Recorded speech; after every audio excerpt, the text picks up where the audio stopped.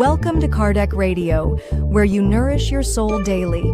As you wait for our next program on the way to the light, visit Kardec Publisher at kardecpublisher.com to check out our latest books. Also, check out our Kardec Flicks, Spiritism in a Click. Just go to kardecflix.com. And now with you, our host, Angy Stewart, with the program On the Way to the Light. Enjoy it.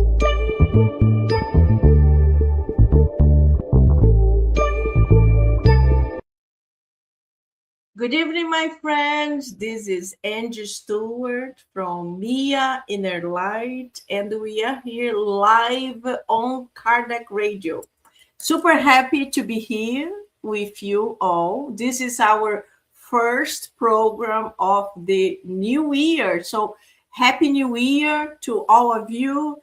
I hope this will be a very good year. As we all know, life is always full of challenges, difficulties, but it's up to us to be positive, to be strong, to continue with our prayers for a better world, and with our own positivity. Because if we start the year negative, thinking about all kinds of problems that we all know are happening, then you connect with negative energy and then nothing good happens. So let's keep up with our positiveness. Let's keep up with our good humor. Let's connect with good things like here, Kardec Radio, where you can learn so much, where you can listen to so many beautiful books. And there are so many different hosts. So it is a blessing to have this program in English, spreading Spiritism. And I'm super, super happy to be a host for so many years. This is wonderful. We have been studying so many books throughout all those years. And this is the continuation of this one, On the Way to the Light.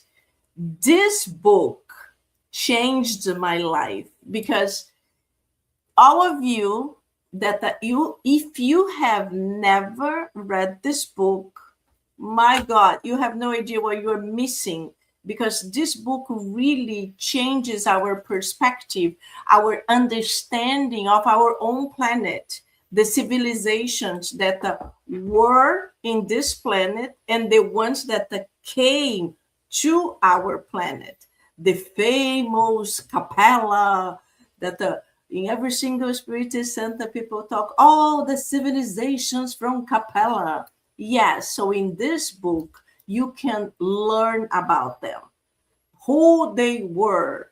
And tonight is a special night. We are studying chapter 7. Chapter 7.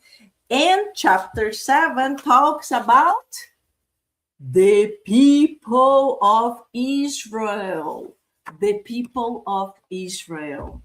So there are so many important things in this chapter.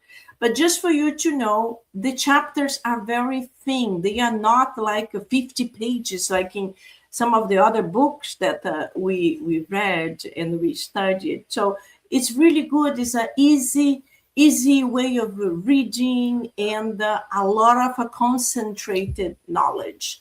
So I invited two experts to join me tonight so we can have a wonderful conversation and we can boost our knowledge. But obviously, this is never like you read for yourself.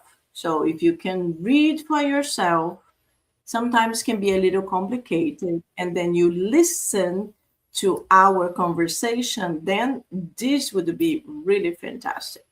So before we start, I invite all of you to have your water so we can do our initial prayer, and then you can have your medication for the week if you go to a Spiritist center. If not, as I always say, when your water reaches to very low, put more water, do another prayer, and ask for the Spirit to refuel with good vibrations your own water.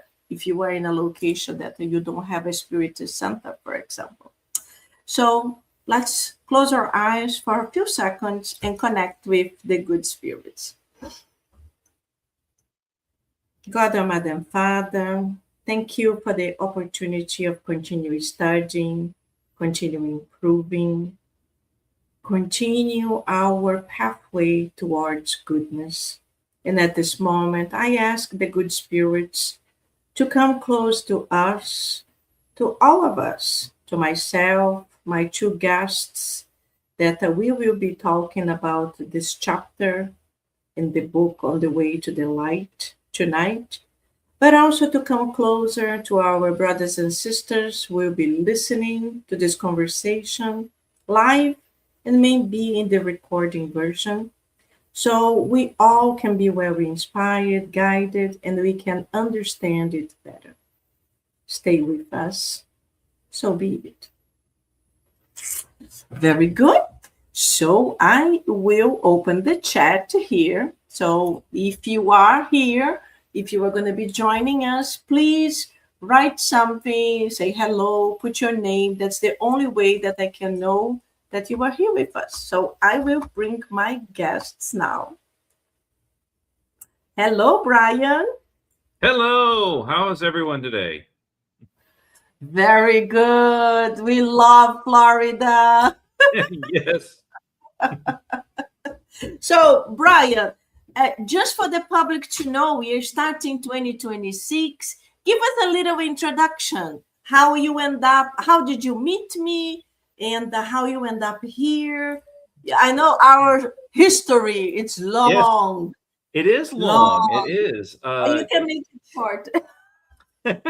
Yeah, because like last year, 2025, celebrated my 20th anniversary of being introduced to the doctrine and Spiritism in general. So I'm going into 21 this year in March. So I'll be celebrating my 21st year since being introduced to the doctrine. I always make a joke because I remember I was still baby Spiritist and going to the very first Spiritist symposium in Baltimore. I was like so new, and we had this very first Spiritist symposium in Baltimore. And now here we are.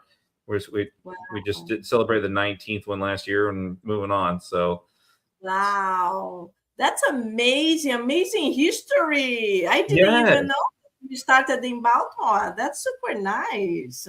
Mm-hmm. And then, of course, and then I got a chance to meet you with when we were both part of the Tri-State Spiritist Federation up there in New Jersey, New York, Connecticut, together, and integrating the different centers up there. So, yes, my God, when did you move to Florida? During the pandemic of 2020, I came down in the middle. I came down in the middle of COVID. Oh wow, that's so funny. I actually thought you moved before me. I moved here in 2017. I thought for some reason I thought you had moved before me. So you moved in a good time, because New York, New Jersey during the pandemic was really complicated. Really. Yeah. And you know, in Florida was almost like, whoa, it's a little too crazy too. That had a significant influence on why I'm here. I was looking at that time. I was looking at Texas and New York, or not New York, Texas and Florida, and North Carolina were the three places I was looking for places to move to. Oh, okay. You were searching in a warm location anyway, warmer. Yes, I have a medical issue, so. But even without medical issues, that's a good option. Let's bring our other guest for tonight. Hello, Mark. How are you? I'm excellent. Happy New Year to you both. Good to see you, Brian. Good to see you too. Happy New Year. Happy New Year. We are just talking about hot weather. Well, I actually have just had 2 days of sunshine finally. We're starting to dry out. Yeah. Yes. So, Mark, the same way I did with Brian, give us a little introduction of how you discovered Spiritism, how you came to me, and how it started. Spiritism found me in 2017 here in the Sacramento, California area, which is literally where I'm calling you from right now. I own a house here, or partially own a house. At any rate, I found Kardec Radio and Angy Stewart within the first 3 or 4 months. And I come from a world of technology, a career of technology where online learning was something I did for decades. So Kardec Radio was just this, fountain of recorded information on all the books, all the chapters, all the perspectives. And for a beginner, it was, idyllic. I didn't have to wait for the meetings every week. I had, and the other thing is, in 2017, I retired. So I had all this time, and as I said, I fell in love with Kardec Radio, and that's how I met Angy, and we developed an online relationship. And then, like Brian, I was searching for warm weather sites. So I had already been to Vegas, I had already been to Arizona, and now it was time to go 3,000 miles the other way, and I came to Florida. And I tried Florida for about a year and a half as a member of MIA INNERLIGHT. And certainly the Floridian Spiritist elements are huge, strong, powerful, educational. And I love Brian's description because that's me too, because this is a perpetual learning process, no matter what time of age you are. Mm-hmm. Yeah. In my case, Spiritism did not find me until my 60s, but I've come to appreciate that at least it found me. And I am slowly progressing. At any rate, it is great to be here and great to be part of tonight. Super, super cool. Happy to have both of you. And this is wonderful. 2 Americans. That's awesome. That's awesome. And as you know, the Spiritist Center that I coordinate in Miami is in English for English speakers. We do have Brazilians. Brazilians are everywhere.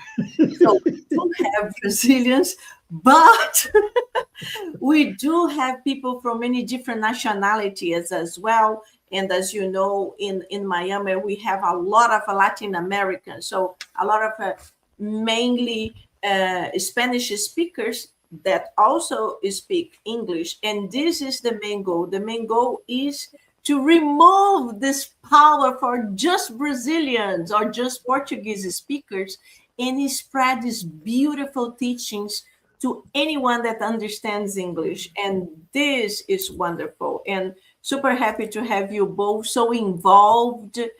Both of you study so deeply, and this is a blessing. I'm super happy. So let me just say hello here to some of our friends. Hello, Dorelis. Nice to have you here. Welcome, welcome. Hello, Juan. Happy to see you here as well. So, my friends, again, if you are listening to us, please, we welcome you to send your messages, your comments, your questions, so we can make this conversation even better. I can read your comments and we can learn together. So let's start. Again, our book is On the Way to the Light by the medium Francisco Cândido Xavier and the Spirit of Emmanuel. We have been studying this book for quite a while. It's 1 chapter a month.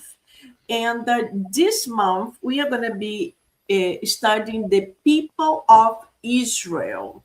So, as I mentioned before, this book talks about how our planet was created. This is a very simple summary, but it talks about everything about the planet, even about the Christ's meeting on the creation of the planet, how Jesus became our governor, and then how he started populating the planet, and all these beautiful details, even about the dinosaurs. So at this moment, we are going to be talking about the chapter 7, People of Israel, and I will read a little tiny piece before we start commenting as I always do, and then we will go item by item, doing a little summary so we can all understand. So, okay, Israel.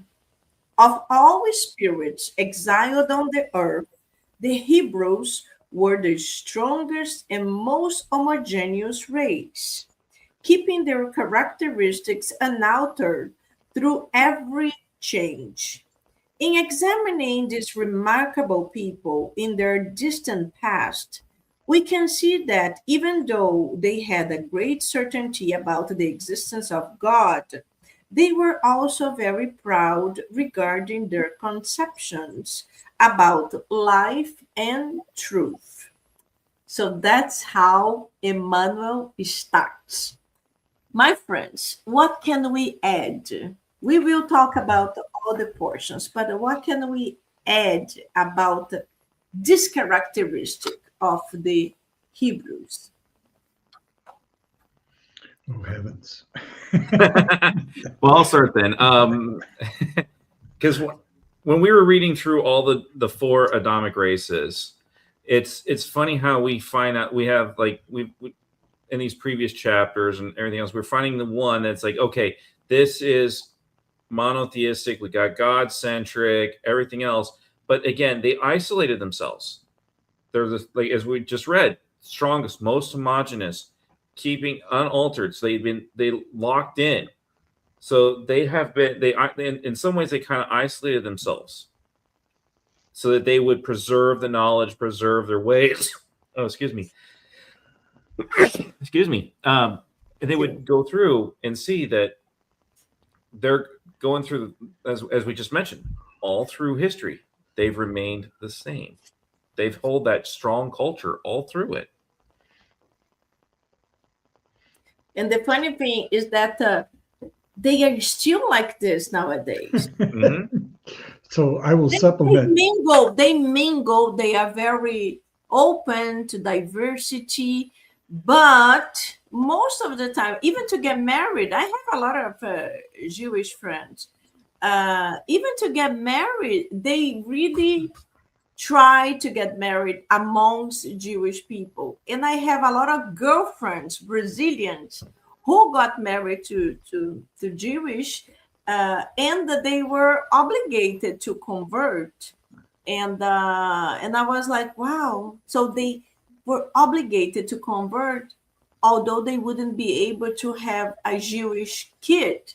And this was news to me. I didn't know. I was like, oh, I thought it was, maybe it's different now. So I can't really confirm, but they got married 15, 20 years ago, and that they all had to be converted. Maybe now it's more open. But anyway, Mark, your point. I will supplement Brian's comments by saying that I'm blessed to, my lifetime best friend is the son of a Jewish cantor who came to California from New York City. He actually sung with the New York Met. His voice was just fantastic. But I learned much as a teenager, being raised Catholic. I learned much about the Old Testament through my best friend and his father, who took every opportunity to teach me something I did not know. So it is interesting that you selected me for this chapter, because when I started reading this chapter, it was like going back to my youth. But I would say this, that as this opening paragraph states, this is a traditional religion. And in the purest sense of the word, the Jewish faith is still the Jewish faith. Now, it has morphed like every faith has morphed through time. It's called progress, as the spirits teach us. But there's so much history. And if you look at the difference between the Hasidic Jews and the Reformed or Orthodox Jews, they're almost night and day in terms of the religion. On the other hand, the foundation is still the Old Testament and Moses, and Mosaic law is still Mosaic law. It's the interpretation that has changed over the many decades, the many centuries. Yes. We already studied the Adamic races that became the Europeans, the Americans, and I love. It's every single one is very interesting. Every single one is so like the Indians, but the Adamic were very funny because they had all kinds of problems, but they mingle. They really enjoy.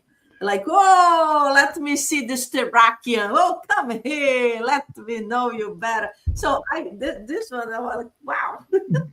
And when you talk about the mingle, I think the most astounding thing to me was the education of knowing what the Middle East was like in terms of mingled elements. Cities were completely integrated with 5, 6 different faiths in tolerance, complete tolerance of each other. Yeah. And then things changed in the 30s and 40s. Yes.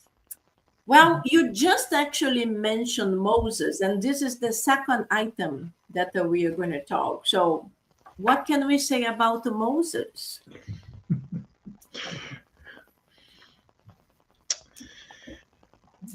You want to start this one, or should I Yeah, go? I'll start it. I think there is, especially throughout the Christian world in particular, there is a very misunderstood aspect of who Moses was and what his impact was and so on.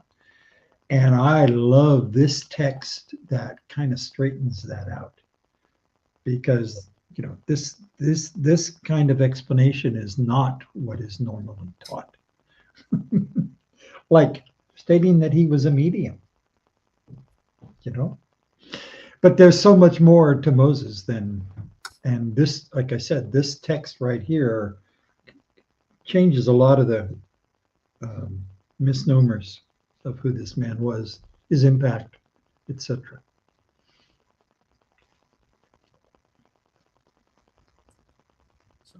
All right, and then to go on with that one, one of the things I was talking to someone else on the sideways for is like, we were talking about like Abraham before this, and he like plowed the field or prepared the ground. And we have Moses now, who puts the foundation of what's going to be like, the Old Testament. He'll end up writing the Torah for all the Jewish people. So he's doing the foundation. And then, as we're going to talk later on in the chapter, when the Christians come in, they build upon that. They create the next story on top of that foundation. And we're seeing that as we were writing, is one of these things we're talking about, this 10 sacred commandments, for which to this day represent the basis for all justice of the world. It's like when you start and you go through and you go through all 10, they have significance. And even to this day, it's like, even for us to have a weekend is a day of rest, Sabbath day, when we are supposed to stop. And Yes. even in that, and part of that commandment too is like, it's not just us. It's like, if we had oxen for the agrarian societies, they have to rest. Everybody rests. Yes, and for most of us that were able to watch those old movies about Moses, for example, a lot of people that I watched always said, "Oh, this is such a Hollywood, because this is impossible, that is impossible." So many things they used to say, but with our knowledge that Moses was a medium, and a very, very powerful medium, he was able to materialize things. He was able to see a little bit ahead in the future. So he was able to have this connection with the enlightened spirits, to be well inspired and well guided to help his people. And so all these things that we think were impossible, actually, no, they were not impossible. They were possible. And yes, maybe slightly different from what was portrayed in the movies, but they were actually possible to happen. And as you just mentioned, Brian, he was so in tune with the good spirits that in that time, when life didn't mean much, anyone, the pharaoh, could just look at you, kill him, and boom, you're dead. There is no laws, there is no accusation process, court, nothing. Moses was able to create the Pentateuch, well inspired, and until nowadays, as you mentioned, everything is written there. It's good. It's really in tune with our life and with our moral improvement. So that was very, very, very, very important and very special. The next item is Judaism and Christianity. So, what are the connection between these two philosophies, these two religions, if we can say so? Go ahead, Brian. All right. Well, as I was mentioning in my just in the prior one we were talking about, it's like if the Old Testament Moses is the foundation and maybe the first floor of the house, Jesus and Christianity became like the second story. Or for those that are like were the additional stories on top, we built upon that foundation, expanded it, increased it to, and in some ways simplified it, but in simplifying it, it expanded. When you start thinking, going back to the two commandments, you know, love the God your Father with all your heart, mind, and soul, and love your neighbor as yourself. That's essentially the 10 commandments. The two tablets boiled down into two simpler commandments, but they are extremely far-reaching. Because now, and then as Jesus was teaching, is like now we're talking, you know, our thoughts, our deeds are just as accountable. Whereas the Judaism, it's all just actions. And we're seeing that this building upon, and how Christianity takes the Jewish doctrine and explodes it. And also, as we were mentioning before in the beginning, the Jewish people were very proud. They were isolated. But when Christians come into it, now we're bringing the Gentiles, we're bringing in all these outsiders. And what do? As we mentioned earlier, they mingled. They mingled with the Jews, and then they spread out. They spread the message far and wide. So it left the Middle East. It didn't stay in that one area. It expanded and grew thanks to the efforts of Paul. That's very good. I would also say that in Brian's analogy of foundations and building upon foundations, etc., we have occurring in a relatively short period of time written communications for the masses. You know, the Hollywood image of coming down from the mountain with two tablets probably didn't have two tablets, you know, probably had a different way to scribe. But the point here is that scribing, and as we just made a reference to the Pentateuch, you know, all the different Jewish documents preserved around the world are so valuable because they're consistent. They talk to the morality. Okay? And I believe that Jesus came along and put the morality laws into action. Moses' time was to define them and begin the educational process. And Jesus was the example of what happens when you have, you know, that as who you are, the essence of who you are. And so much more was learned subsequently in the life of Jesus and the documentation of the life of Jesus, but it all starts with that foundation of Judaism.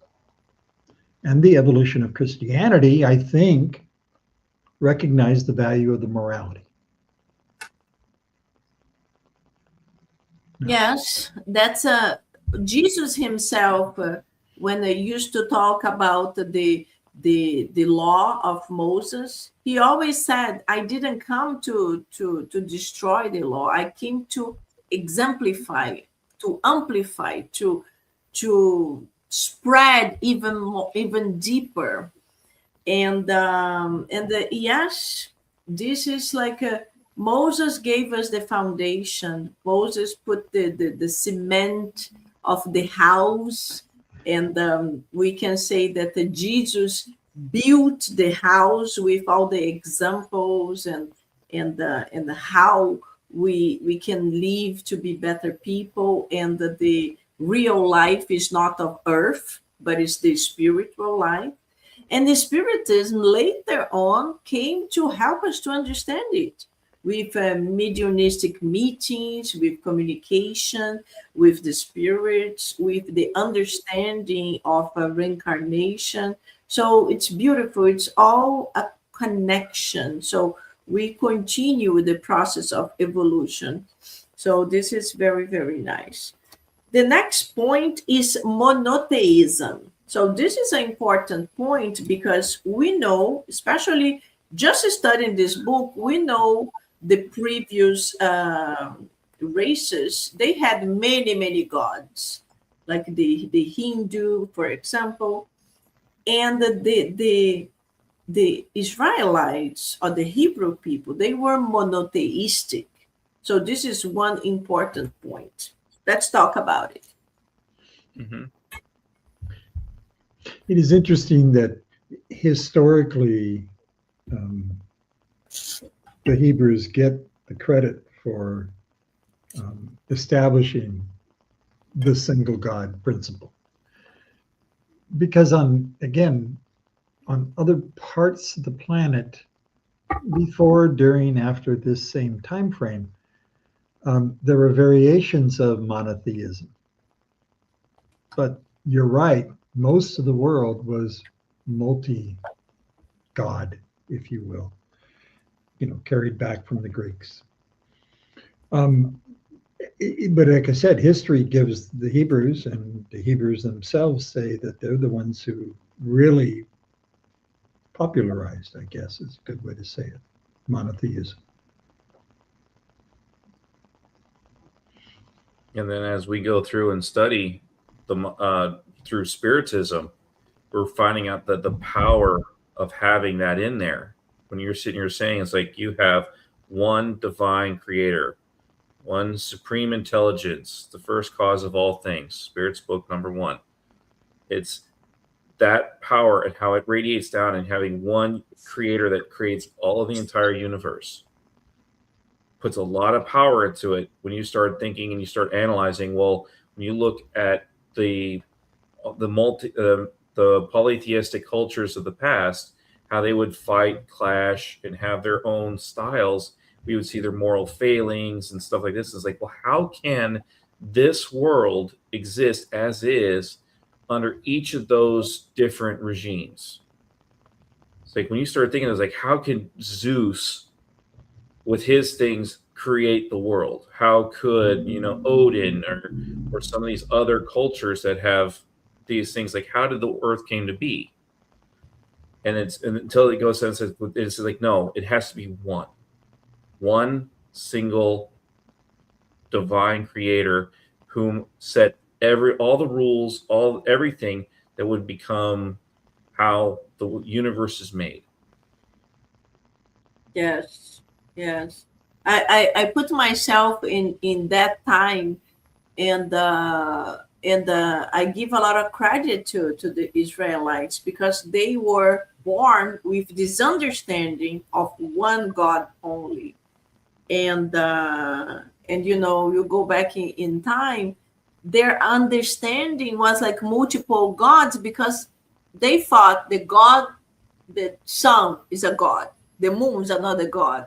They had this thought, and it was pretty common. But the Israelites, the Hebrew people, they already had this deep connection with God, this memory they brought, that they already did know this one God.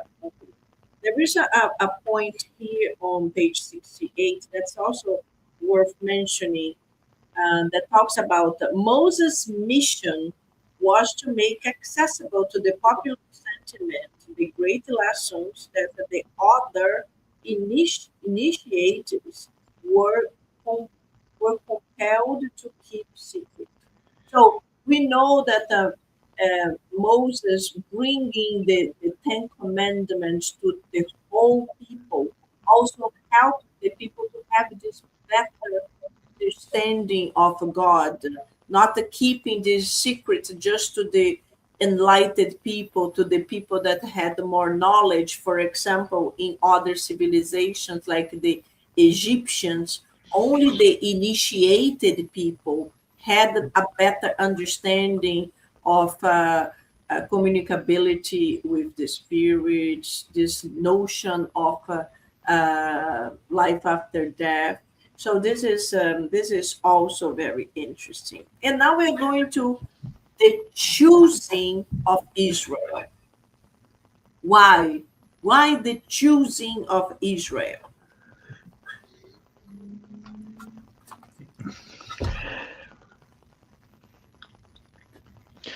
With great responsibility, with great power, it comes great responsibility. Yeah. You know, this is interesting.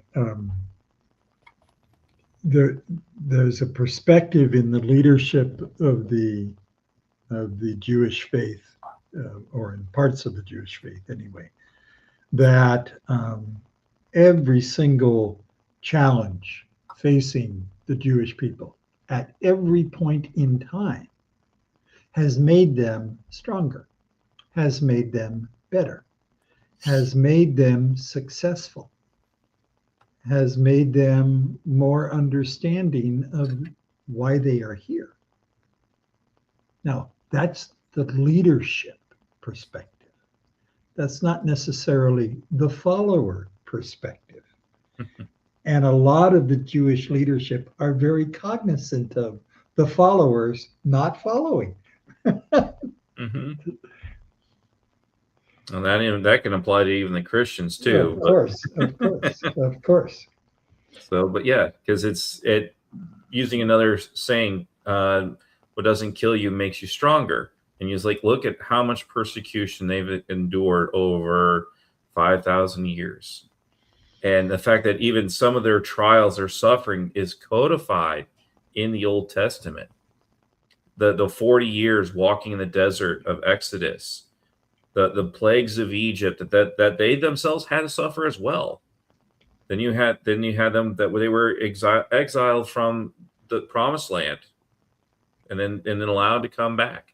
It's like you see that they've had to endure, and through their endurance, they've gained stories on this.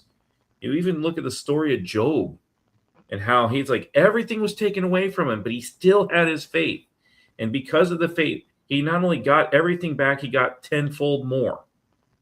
But until that time, he went through incredible suffering. And then even when Jesus comes in, after the choosing of Israel, and Jesus comes as an Israelite, as part of this group. So it's like as a group that has endured suffering, will himself suffer the most.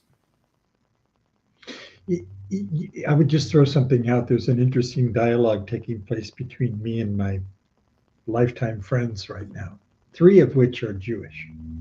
And I simply state the Spiritist principle that wherever we are today in our evolution, we earned this point in time. Something in our past, could be this life, could be a prior life, but something contributed to who we are today, good or bad. Well, that's an interesting perspective to take when you think about Jews and Israel, because it sure seems like a preponderance of missteps, you know, that have resulted in the challenges and the trials over centuries. Yes, all the races, like all the people in general, we learn through love or through pain. And if we talk about Spiritism, for example, most of people that come to Spiritism, they come because of pain.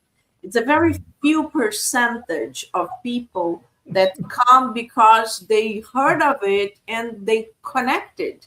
We have a few people that came to me in a light because of this. They heard of Spiritism and that they kind of, oh, that's interesting. Let me learn about it. But the majority of the people that come to Spiritism is because of pain. They are having some kind of mediumistic problem. They are having some kind of obsession. A family member that just died and the whole family is in turmoil. So they kind of search for some kind of thing that they don't understand.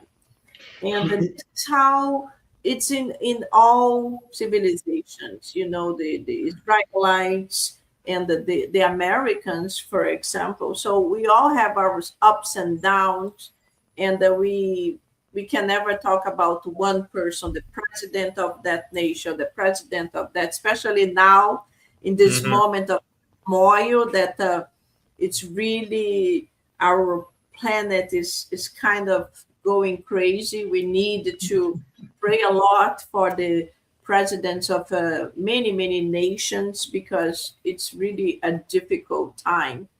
But throughout history, we understand that we are always improving. And as Brian mentioned, the Israelites, they endure a lot too. And then Moses was this one that came as the first one to prepare the soil for the new plant that was coming. And the new plant was Jesus, who came to give these good examples. But in Spiritism, we don't say that he came to suffer for us. He came to exemplify and help us to understand and push us to follow his example. What is difficult until nowadays, he must be like, my God, these people are really difficult. That's why we reincarnate again. Angela, go again. Go, because that's not enough. Oh, that's good. Tying right into this next section in the book, Judaism's Incomprehension. Right. Goes right into it. I was like, you sit there and you look at it, and then having Jesus come in here, and it's like they thought their Messiah was going to come as a general with the legions and everything else, and then they're all that pride. They were saying like, oh, we'll be exemplified, we'll be free, and everything else, and it's like, no. What was Judaism's original mission? It's like, you're given a mission to teach monotheism to the world, to be the example for the rest of the world to do. And it's like they lost their way. They got, like you were saying before, you had the people that knew it, and then you had the followers who weren't following. And so you had to have someone coming here and says, and then Jesus coming in and says, I will be the ideal Jew. I will be the example. It's like, I will go through and I will be what the mission was supposed to be. I fulfilled to every dot of the law. He goes, he helps, he teaches, he instructs, not just the Jews, but he spreads out to all of God's creation, to as far as he could walk. He went to all these Gentiles, all these different people to spread the word, and says, no, there's love. You can, if you work together, help each other out, then you can do great things, and don't have to sit there and beat the living snot out of everyone. You give them a hug. You give them a loaf of bread. You heal their wounds. And you do much better with that than you ever do with a sword. And it's like, that's a powerful message. And we still, to this day, have a hard time with that. Going on what you were mentioning before, all the chaos in this world, how much that would have gone away if we were to put aside our pride, put aside all our materialistic needs, sit here and say, hey, we need this, you have this, is there a way we can work it out? Yeah, it's true. Before we continue with this portion, I just saw a question here from the rally. So if they came from Capella, didn't they know there about the existence of Only only one one God. God. So you guys wanna? This is when we're talking about the civilizations that knew there was only one God, but let's explain. Let's explain to our friend Dorelis. So, did all they know about the one God? No, because that's otherwise all four Adamic races would have known. And we've already talked about the Egyptians and the Hindus. Exactly. And the Egyptians were they're the ones that just missed the mark. They're the ones they're the ones that had to be held back. They could have made it, but they were held back. And that's why we don't have that ancient Egyptian race to this day. Is they, in their time here, they were able to catch up and be able to return. I read something once, or heard somebody say once, that there's a theory that the Capellans did not educate all four races intentionally. That there were some that they allowed to evolve completely differently with a different set of values. And over time, the belief was the Capellans knew which ones would last and which ones wouldn't. I have another question here. So basically, the rallies, the civilization that actually knew there was one God and the reincarnate on earth and remember that was one God was the Israelites. The other ones, if they knew, they returned and they forgot. Or as Brian mentioned, they didn't even think about that.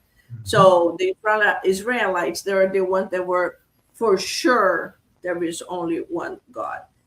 So Juan mentions, it is interesting to know that since the book was written in 1939, not much has changed. The same issues, same problems. Oh my God, Juan. Yes. We are slow progress. It is tough. And it is interesting. The book was written in 39. And on page 66, we have an addendum that say the formation of the state of Israel occurred in 1948. Basically 10 years after this was written. Isn't that interesting? So all this was written 10 years before they were actually granted some land. And then Dorelli says, by the high priest in Egypt had the knowledge. Probably, but as I was mentioning, they kept it just to the enlightened people. The whole population was not allowed to know much about anything that was related to spirituality, for example. So we are continuing with the Judaism incomprehension. So as Brian was mentioning, do you want to add anything, Mark, before we go to the last portion? Oh my. I think it's that I'm lost in the reality that this book was penned, this text was written in 39, and what the author must have known was happening in 1939. Yeah, you're right. At the beginnings of World War II. I mean, Hitler was well into the persecution by then. He hadn't started the mass extinctions, but he was already labeling them. Isn't that interesting that when we think about a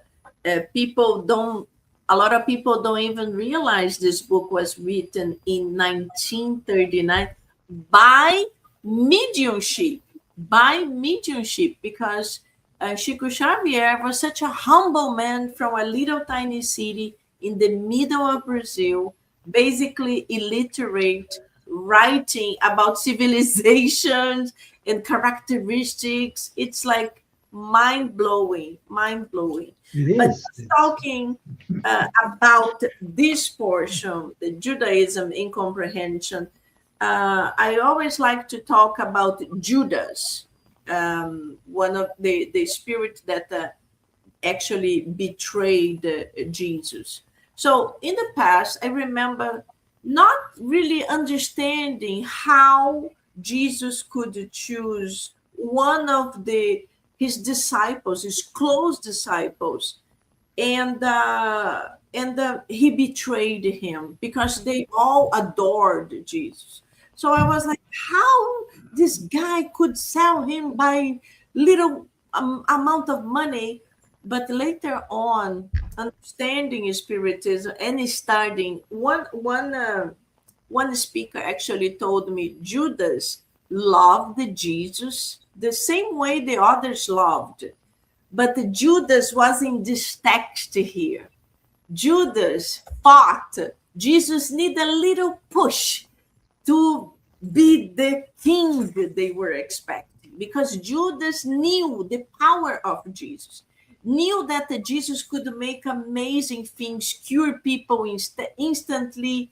And if he did like this, the spirits would come. So he just thought, he's a little slow. Let me give him a push, because when they get him, he will finally do what we wanted.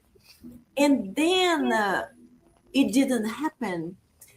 But then he felt that remorse. And then this speaker, who had much more knowledge than me, he said he loved him, but he did not understand. He did not comprehend the real mission of Jesus. He thought if he give a little push, he will finally bring the golden chariot and he would show his light and take all the Romans and put them to be their slaves. So the Israelites would be the superior race in that time. And then I was like, aha! So I finally could have some peace, because I'm like, okay, so Judas actually loved him. He didn't think just of the money. His idea was thinking, I need to help Jesus to be more proactive, even if he was still misunderstanding. But it gave me peace to understand there was not a betrayal per se. But let's finalize. We have just 5 minutes. What can we talk about? The last item in the future.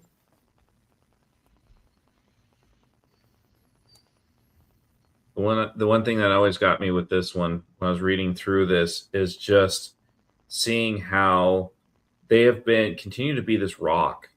As we said, this book was written in 1939, and even now to this day, 2026, they are still that rock. They are still the same throughout history for the most part.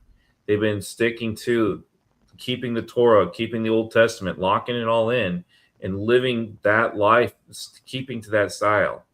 They've been that rigid. They've been that tenacious at holding on to this path and keeping it even into the future.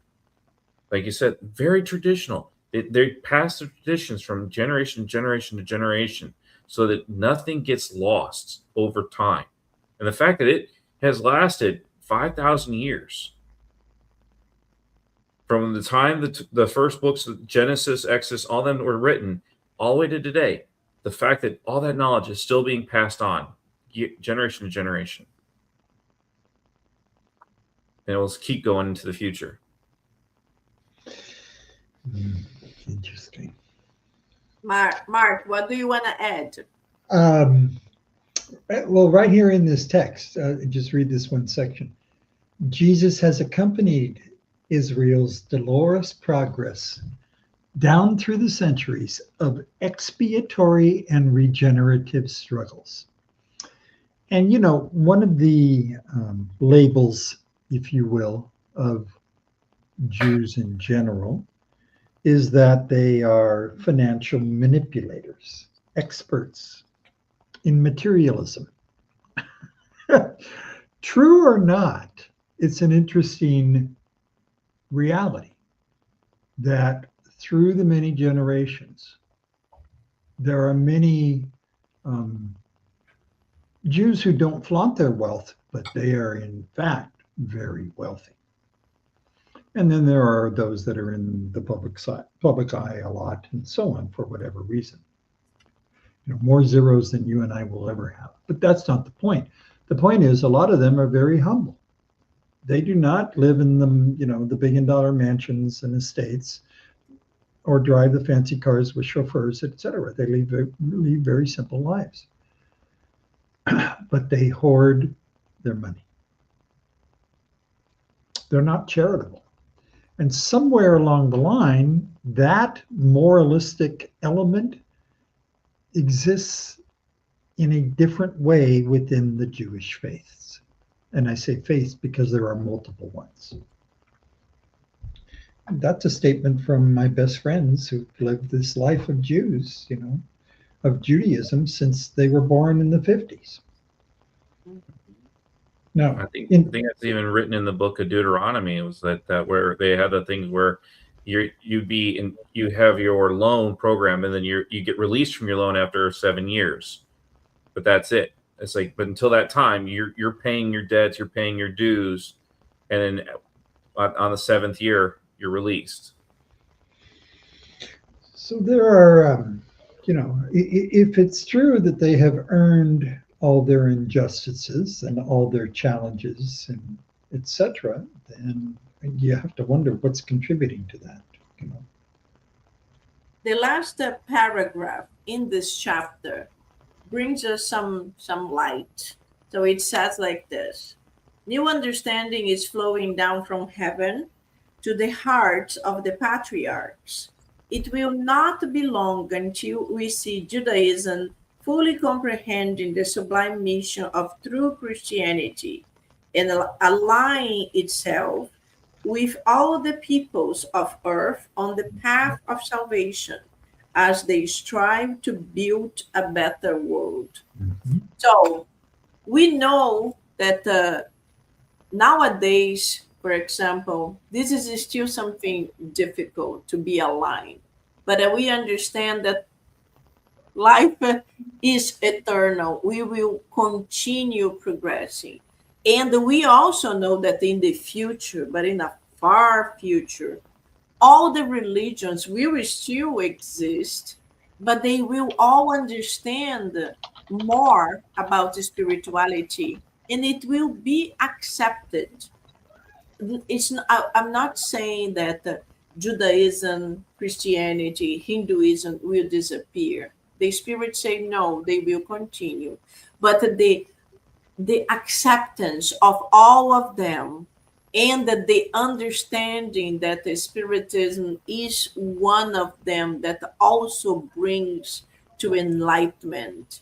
This is really wonderful to know that one day all these fights and they saying, no, this is better, that is better, whatever is better, in the future will bring more peace. But as we know, at this moment, this is still a struggle. But it's wonderful to know that one day this will be different and better. So we have one comment. So let's read here. The practice of faiths of one creator versus those of more than one share messages of bettering oneself and being charitable to others as ourselves. Within these messages are the means of managing ourselves, which can allow us to better understand what part of something beyond the words. Mm. Thank you for your comment. Mm-hmm. And as I was mentioning, it is possible for all of us to mingle with different religions. Mm-hmm. What happened, there is a Brazilian speaker called Haroldo Dutra Dias. He used to make some beautiful studies and meetings with different religious groups. But as Haroldo even mentioned, when he brought He brought a Jewish person, a priest, a pastor. He, as a spiritist, and had a nun. They spoke about things they had in common, because that's what we can do at this moment. If we talk about things that are very, very different, not acceptable, it's going to bring war. So when you talk about one thing that all beliefs have in common, God, being charitable, in any other points, then they can talk about their differences in their perspectives, but it's still very positive and very uniting. So this is what we have to think. And one day we will be able to amplify this and not having like a religious wars like used to happen in the past so badly. Well, My like friends, like that last paragraph you just read from the book, where, because remember, this book was also, as we said, we talked earlier, the book was written before the creation of the Jewish state. So you reread that paragraph again from that historical context. Even from there, who comes to help the Jews in the times of World War II from the persecution? The Christians are the ones that start jumping in and hiding the Jews in Germany, everything else. So you start seeing that this topic, this last sentence you just, this last paragraph, started showing up in World War II.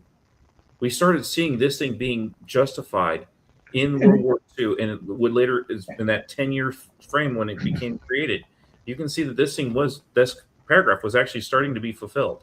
And look what's happening. Look at what's happening at this very moment. You have various Christian-based countries that are really not, they're Christian from a historical perspective. Today, they are like the US. They're a melting pot of religions and faiths and beliefs from all over the world that have filtered through Europe and living now in all these different countries. But those country governments, they're the ones who are coming to Israel's rescue right now. So it's a real interesting time. That that 1939 text is prophetic. Yeah. It is. Yeah, this brings us the amazing mediumship that the Chico Xavier had. It's like incredible that these messages could be brought by him in so many years ago. So, my friends, we are out of time, and I'm super happy that we had this wonderful conversation. And as I mentioned before, our world is in turmoil at this moment. So, I would like to ask each one of you to pray for our planet, because we know invasions, it is something that I never imagined, like the war, Russia, Ukraine. I never imagined in modern times this was going to happen, but it did happen. So, and so many other things. So, we really need to keep our faith, our prayers, and always involved our beautiful planet and the heads of the countries, because, people are the ones who cause this, and we don't want to see anything escalating and things getting worse and worse. But we need to be positive and do our part for this to happen. So we need to close. I would like to ask you, Brian, to do our final prayer, please. All right. Dear Lord, wonderful Master, mentors of our homes and houses, thank you for bringing us here together today. Thank you for giving us this opportunity to learn and share. Let the discussions we had today inspire us in our hearts and in our minds, so that we may reflect on this that we've discussed, embrace it, and become brighter souls, so we may walk a path that leads us ever closer to that bright light that is our destination. Let what we receive today, our fraternal friendship, our friendly discussions, be an example for us in our day-to-day lives, so we may go forth helping ourselves our family, our friends, our co-workers, or even just a random person on the street with love, charity, that we may inspire them to reflect on their own past and choose a better path. As we part company, shine down on us with your light and love always. Amen. So be it. And so be it. Thank you so much. Thank you so much, Brian, Mark. It was a blessing to be here with you guys. Thank you, all of you that watched us. I'm just seeing here Bridget and Robbie and Hipólito. Thank you, all of you. And I hope to see you again next month with chapter 8. Thank you. Have a great night. Take care. Bye. Hey.